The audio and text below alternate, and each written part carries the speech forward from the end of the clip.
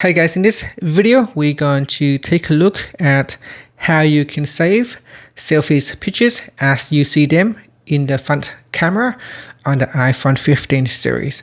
First, let's go back to the home screen by swiping up at the bottom of the screen. Then from the home screen, tap on settings. Next, in settings, go down and tap on camera. Now go down to the composition section and tap on mirror front camera. Tap on the toggle button and make sure it is turned on. Once it is turned on, now you can launch the camera app and then turn to your front camera. After you take a photo, it should save as how you see it in the camera.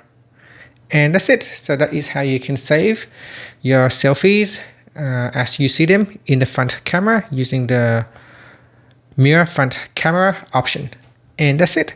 Thank you for watching this video. Please like and subscribe to my channel for more videos.